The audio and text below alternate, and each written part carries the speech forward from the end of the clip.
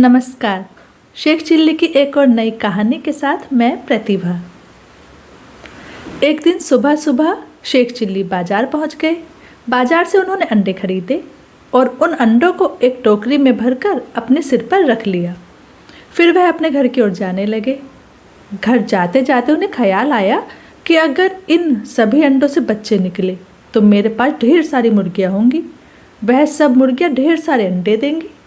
उन अंडों को बाजार में बेचकर मैं धनवान बन जाऊंगा। अमीर बन जाने के बाद मैं एक नौकर रखूंगा जो मेरे लिए खरीदारी करेगा।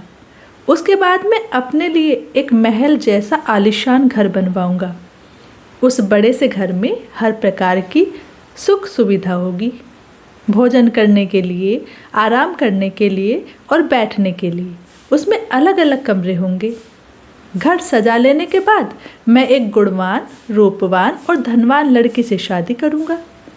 अपनी पत्नी के लिए भी एक नौकर रखूंगा और उसके लिए अच्छे अच्छे कपड़े, गहने वगैरह खरीदूंगा। शादी के बाद मेरे बच्चे होंगे। बच्चों को मैं खूब लाड प्यार से बड़ा करूंगा और फिर उनके बड़े हो जाने के बाद उनकी शादी करवा दूंगा। फिर उनके बच्चे होंगे और मैं अपने पोते और पोतियों के साथ खुशी खुशी खेलूंगा। शेख चिल्ली अपने ख्यालों में लहराते हुए सोचते चले जा रहे थे। तभी उनके पैर पर ठोकर लगी और सिर पर रखी हुई अंडों की टोकरी धड़ाम से जमीन पर आ गिरी। अंडों की टोकरी जमीन पर गिरते ही सारे अंडे फूटकर बर्बाद हो गए।